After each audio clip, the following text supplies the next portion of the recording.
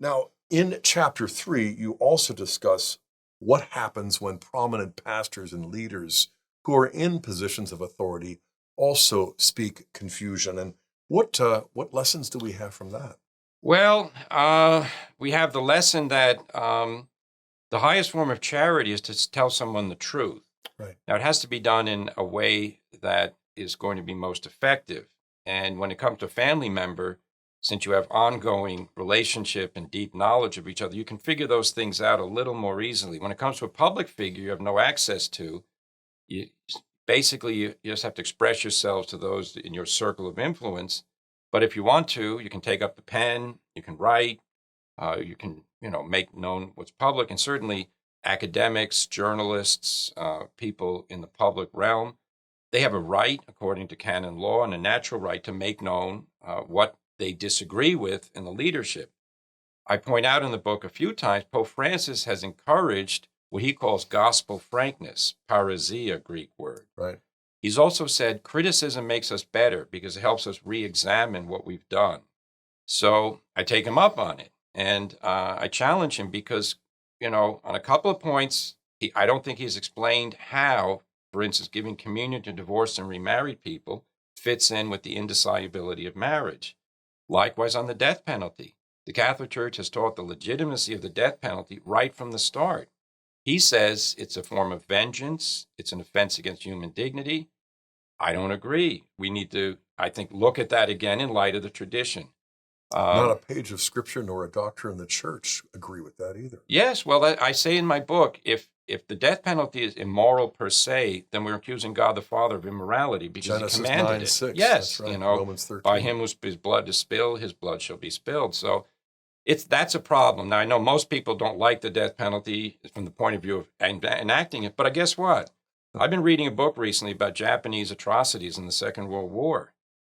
One way you defend the dignity of human life is you vindicate the rights of those who've been offended, and you also give the offender the clear understanding what he did is a serious offense, and he needs to be, pay for it, so to speak. That's a longer discussion. Maybe we can do a show on that someday. Yeah, let me say one more thing, too, because the motivation has never been deterrence.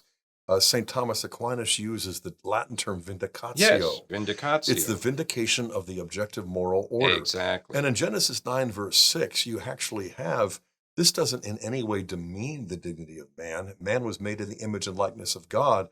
So if you take the life of a man who bears the image and likeness of God, you forfeit that right to life. And likewise, it can be enforced because the authorities are not just simply exerting their own private power, but they're really exercising authority in the name of God, whose image and likeness they bear. And so This is a conversation, I suppose, for another time. But, you're right. I mean, Pope Francis has asked us, has really called us to exercise this virtue of heresia, that is, a boldness in approaching other people. But we don't go for the jugular. We go for the heart. Sure. We really want to reach the heart. And so we express the truth with love. And at the same time, the anger of man does not work the righteousness of God, but we don't have to wait until we're completely devoid of any anger, or we will have to wait until we're buried.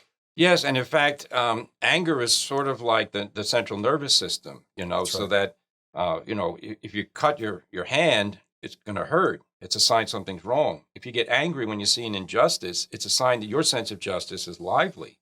When I see what's going on, for instance, our Christian brothers and sisters in Africa who are being, killed in Nigeria by these terrorists in the name of Islam. And then you say to yourself, this is wrong. The government is too passive. They've got to protect these people.